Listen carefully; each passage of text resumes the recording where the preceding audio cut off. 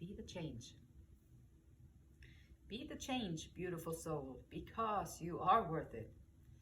And because life can feel better than it does in insecurities, not feeling good enough, being envious about other people, feeling like we're lacking everything, feeling like if I just had that, then my life would be better. And then there is this trick. Radical acceptance. Whatever your life looks like right now, if you just radically accept it, you won't have any resistance in it. It doesn't mean that this is where you want to stay for the rest of your life. It doesn't mean that this is how you want it to be for the rest of your life. It just means that wherever you are right now, you fully accept it and you just do your best within it. And you can be assured that you will be able to pull in those things that you want into your life. And you can, and then you will show up more confident. You will show up more certain of yourself. You won't be stressing out on little things. You'll be able to take feedback in a good way. You'll be able to give feedback in a good way. You'll be able to utilize the roles that we play out there in society and still know who you are on the inside, so that you don't confuse who you really are with the role that you play out there to make society go around. And pioneer. Passion for doing and creating what has not been done before. So this is someone wanting to do stuff that hasn't been done before. Shadow attribute, compulsive need to keep moving on. On to the next, on to the next, on to the next.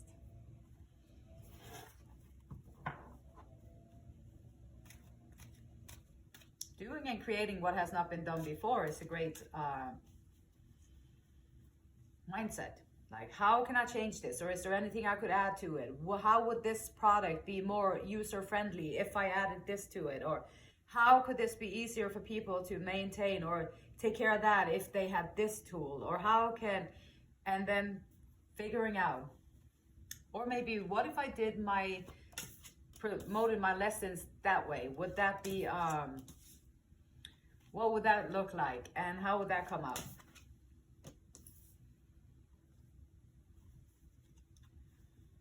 Pioneering, daring to do something. Sometimes you can be just like, you know, and the page. We got all 3 pages, which is new beginnings, messages coming in, or it can also be like a new beginning in a way, going from the page to leveling up. And pioneering, you can also do that within your own family. You can be a pioneer within your own family. You can pioneer in your own with your own ancestry and your family, like your lineage, with how you approach things, what you choose to how you choose to feel about yourself, how you choose to operate in the world around you. And maybe you want to do the things that you want to do, even if it's not the tradition in your family, or even if it's not what would be expected from you in your family.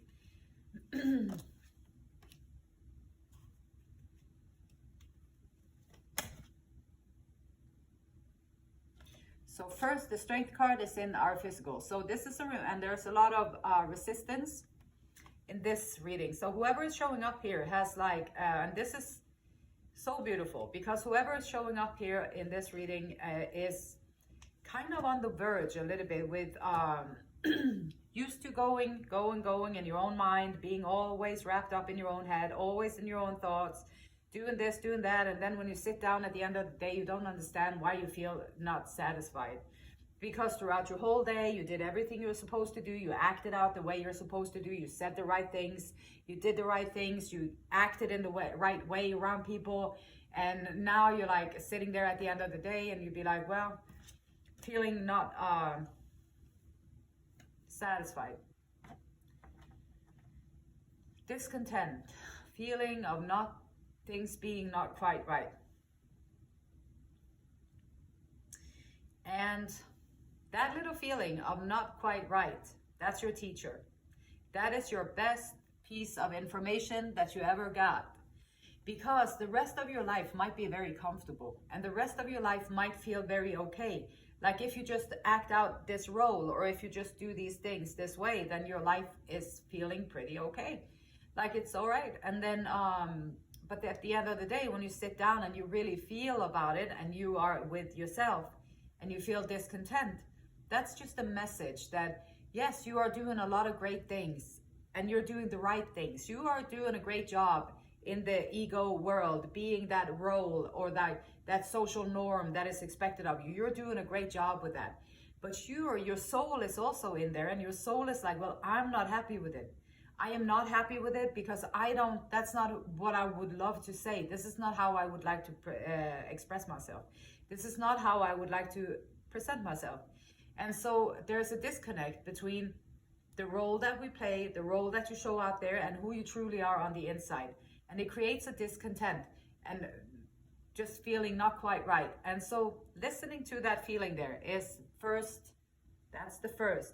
Noticing it, what you're aware of, now you can change it. You're aware of it, you just allowed it to be there, and you're like, okay, I sense that feeling of discontent. Now, why do I have that feeling of discontent? Well, perhaps because I'm not being truthfully who I'm supposed to be or who I am. Hey, go get you. Hey, there she is. There she is. So,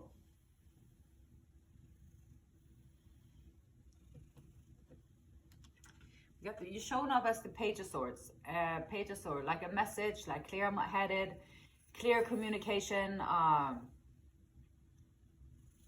This is someone, and the message on this card is saying that I take care of the detail and I stay in control. And not taking care of the details can be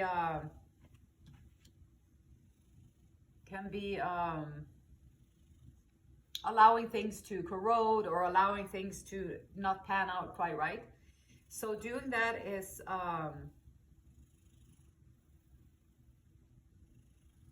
also the devil's in the details, they say sometimes. And so there's that. Being too attentive to the details or not enough attentive to the details. And I think because a lot of the mind is going in a place where you don't feel safe, like you don't feel protected. There's a big bad world out there. You look at the news like you're in your home, in your protected home.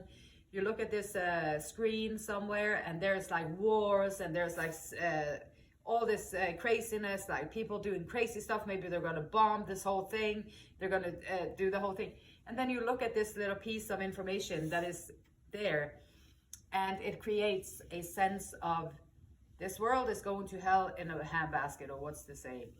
And so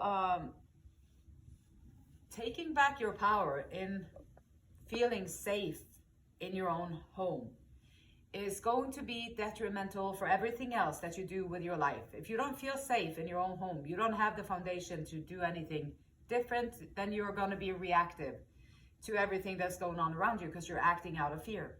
But if you manage to create a safe space, your safe haven, like I was trying to help a friend get situated in an apartment and get her footing. She had been homeless for a long time, and so I kind of encouraged her to do the things that she needed to do in order to get her a place to stay, because that's what people need if you're going to have a place to be. And she had lost everybody in her family and she was by herself, and I figured she don't have anyone to help her out. I'll try and support her as best as I can.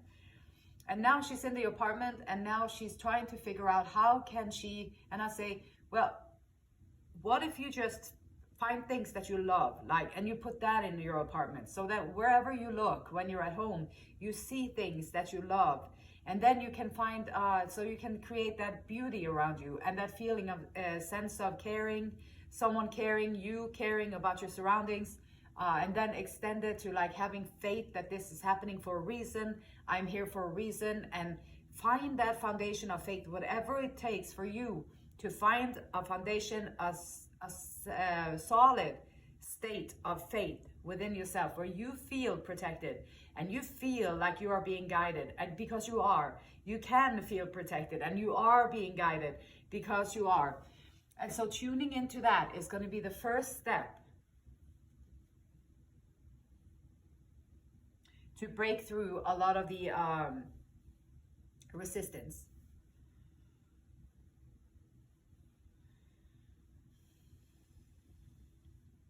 And just like I talked to someone else the other day, and I said, well, a lot of people, you know, a lot of people don't want to hear what I have to say because it requires them to look within themselves, and it requires them to be open and honest that we all have our stuff going on, and it's difficult. I know this, I've done it myself, and I know it's difficult to go within and look at all the stuff that is kind of out of balance a little bit, and then start to realigning it so that it's more balanced. And temperance here is also up and reversed, and so there might be just an imbalance in like how you see things. Like, for example, if you love to help people, and then that's a good thing. Like, it's a good thing to want to help people, and this is one thing that I had to deal with because I like to help people if I can. I know how difficult and challenging it is to be a person on planet Earth. So if I have a chance and they're like aligning with my routes wherever I'm in my life, and there's someone there that is needing of assistance, I try to do it if I can. And not everybody's going to be open to what you have to say, and not everybody's going to want to hear it either. And so with and also taking your time to go within. And so yeah, for me it's a good thing that I like to help people, but also I've been suffering from being a people pleaser and being a doormat for everyone, and being not asserting myself, and being just like the invisible one that put everybody's needs in before my own, because that's how I was raised. And so I kept doing that in my adult life too, which cost me a lot of suffering, and it cost me a lot of extra pain. And also it's not a good thing to unload that on other people. Like, to be super helpful, super friendly, and then you're kind of resenting them in the back of your mind after a while because they're not giving you that back, or they're not reciprocating in the way that you thought they would. That's imbalance. Like, that's being a good person, wanting to help, imbalanced. And those things are the things that you can go within yourself and figure out how you yourself are a little bit imbalanced, and how can you balance it out. So for me, I would have to start being more brutally honest with myself if this is something I really want to do or not. Am I just doing it because I think I have to, or because it's going to make me feel guilty if I don't? Or is it something that I actually truly want to do? And so I've had to learn to listen to my own feelings, and I've had to learn to listen to my own reactions to the events, and I'm practicing this. This is on my spiritual to-do list. So being a good person / people pleaser, there's a fine line. And there's a lot of fine lines. You can be, there's a fine line between admiring someone and being jealous of them. There's a fine line between having a bad day and being depressed. Like, there's a fine line between these things. And so wherever the imbalance is within yourself, if you can find it, you're going to find your strength, and you're going to be able to just realign yourself a little bit more. So now your soul is more connected. You are more connected to your true self. And now your life is going to feel better. And at the end of the day, even if you have to tell some people off, or you have to disappoint them, I'm sorry, I can't be there for you today. Or no, I'm sorry, I can't do that for you. I can do that for you, but I can't do that for you. Or like, this is what I can do for you, and this I cannot do for you. And so as long as you set your boundaries and you create your space, at the end of the day, you're going to feel so much better because you gave what you could, but you didn't overgive. So you don't have to sit there and be exhausted, be tired of everything. Margie, it's my little sneezing cat. Yes, she is. And so there is an openness here for opportunities for personal growth. And that's the biggest thing. So the discontent that you feel when you sit with yourself is the opening. Now, and if you listen to that discontentness and try and ask it, hey, discontentment, what is it that you want to show to me? What is it that you are trying to tell me? And when you do that, you're going to open up these things, and now the messages can come to you. So it's like praying and getting the answer in the universe around you. Taking care of what one values. And so in the recent past, there has been there's also a fine line between like trickery, lying, stealing, cheating, and taking care of what you value. And so there's a fine line between these things too. Having integrity, standing up for what is right, and doing the best you can from your abilities is a good trait. And also taking care of what you value is very important. And it's also important to think about, what is it that I value? Because if you value people pleasing, but you're not really aware that it is people pleasing, not kindness, then there's a difference. And sometimes it can just be a little misunderstanding like that will help realign everything for you. And so also, you know that there is, the universe is bringing everything. So you have openness for personal growth, and also a faith and a belief that universe will provide, and universe will bring in everything that you need to feel blissful. Resistance to a new kind of love coming into your life.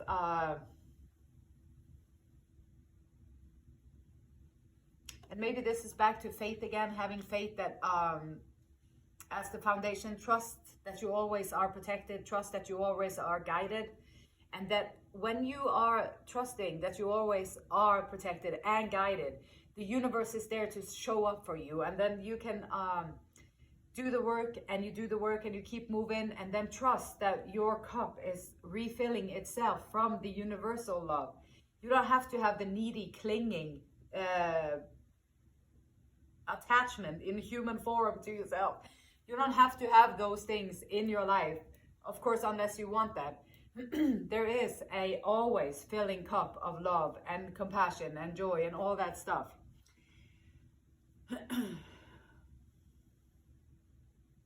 And someone showing up here that is, you know, there's another fine line between like being one who knows that you deserve financial security, and also being one who is always going to be so generous. Like, I'm always so generous. Well, you gave away what you had. Like, now you can't pay your bill. Like, that's stupid. That's not being kind. It's not being kind to yourself. It's not being kind to anyone else. It's just over giving because of, I don't know, guilt, not feeling good enough, self-sabotaging, whatever. But giving away the finances and the stuff that the universe is bringing you, and if you just wither it away, or you just let it, trash it away, then you won't be able to bring your life up to where you need it, to take charge and take control of your situation. Because we all need some financial security to make sure that we have what we need, and make sure that we can pay for what we need to pay for, and all that stuff. And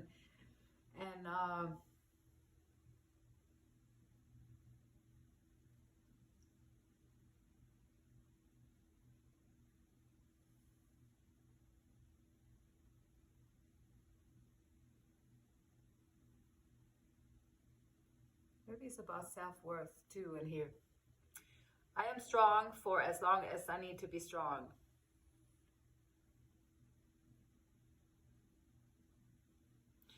Maybe other people see you as someone who they can take advantage of. Other people see you as someone who won't stand your ground, or other people, they might see you as someone who won't be assertive.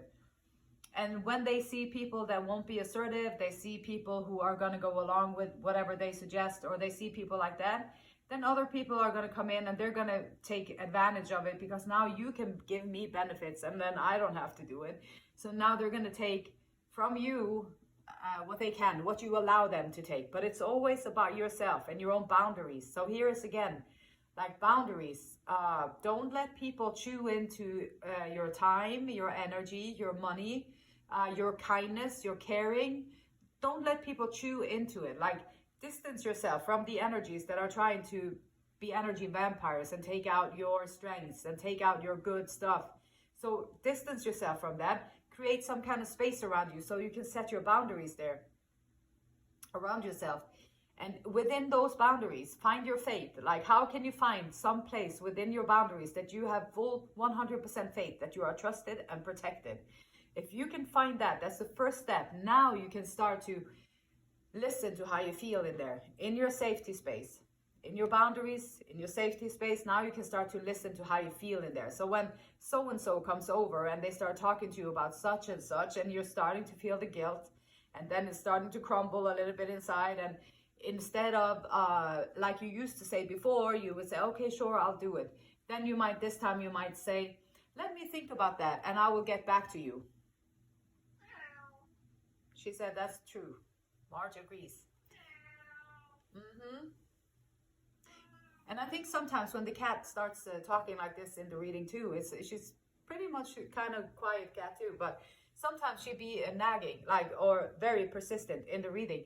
And I think it is a sign that you might have someone in your life who is constantly talking to you, constantly asking you things, constantly getting your attention, constantly getting you out of where, like, your own peace, your own center. And if you have people like that who is constantly, and then you always are giving and you always are attentive and you always this, you lose yourself. You're going to just wash away with that. And so if you have people like that around you, you might have to just make sure that you have a couple of hours, maybe a day, that you can step away from them. So that now you can center yourself in your boundaries. You can sense your own feelings. You don't have to be always focusing on someone else's crap, whatever they want to talk about. It can be just, it doesn't have to be crap. It can be just boring things that you don't care about, conversations that you've had a million times before. You've heard this year after year and you don't want to hear it again. And so instead of having these people around you, and that can come out as kindness and caring too, but it's not really kindness and caring if it extracts all the energy away from you. Then it's just selfish behavior and insecure behavior. And so sometimes people can be nagging you too much for you to find that center, for you to find a space where you really can feel safe and secure. And being ready for love, and being ready for love, and to be loved, and to learn, is also something that when you don't feel worthy, or if you don't feel full within yourself, and lovable, and worthy, and feel like you matter, then you're not going to be able to also allow people to come in and love you. And there you are. There's a fine line between that too, because you're sitting there thinking that I'm not good enough. This is why I've been single for so long. I'm not good enough. I'm lacking something. There's something wrong with me. So other people, they wouldn't like that or whatever. And then you isolate yourself in that belief. And so if someone comes over here that wants to love you and they want to give you what you need, then you're not going to be able to do that, because you can't allow anyone else to come in and love all those parts of yourself that you cannot look at and love yourself. And then you're going to be just sad down the line, because you're not getting that love that you desire. And so tuning in to yourself is the first step to get all of the other things, the love that you desire, the career that you want, the friends that you want to hang out with, the life that you want to be proud of, the income that you're going to need to take care of yourself. All these things start with being worthy of receiving all of that, being worthy of that higher love, being worthy of that learning, and not be afraid of it, because every single person on planet Earth can do it. You are already it. You just have to unveil and take away the things that you don't need. And the strength, you can deal with whatever comes your way. Balanced, just be balanced with it, because strength, yeah, you can endure all these things and you can endure it for year after year after year, but it's withering you away and making you a little bit weaker along the way. So sometimes you have to just sit in your strength, create the boundaries around you, make sure that the space inside of your boundaries is your safe space. This is where you know that you can trust yourself, you know that you can stand up for yourself, and you just practice it. Like, no, let me think about that for a little bit. And then you buy yourself time. It's going to eat you up a little bit in the beginning, guilty, and oh my gosh, feeling like I'm a horrible person, all that stuff. But then you can get back with them and maybe say that, unfortunately, I'm not able to at this time. And that's it. Esther and Abraham Hicks says, the entire universe exists to produce new life-giving desire within you. And when you go with the flow of your own desires, you will feel truly alive and you will truly live. Your own desire. So that's the little voice, the discontent voice. That's your true desire. That's your voice. That's your soul. That annoyance that you feel when these people are always constantly asking you questions, talking to you, taking you out of your own space, all constantly, is also your true soul is the one is annoyed by it. And so setting the boundaries is going to be it, like creating that space where your voice can come out and speak its truth and live its life and have a good time here on planet Earth. pioneering in your own life, be a pioneer within your own family group. Be the one who reaches out and don't repeat the patterns from everyone else, basically. Just break out of it. Do your thing. And miracles, I love miracles. Miracles are my favorite. I love miracles. Miracles are my favorite. And when you do the law of attraction, when you put yourself in situations, when you keep doing the inner work, you're going to see miracles like nobody's business. And it's a beautiful, beautiful unfolding. Come on, it's a miracle that we're here in the first place. So the beautiful light in me, it honors, respects, and loves. Same beautiful light in you. Until next time, namaste.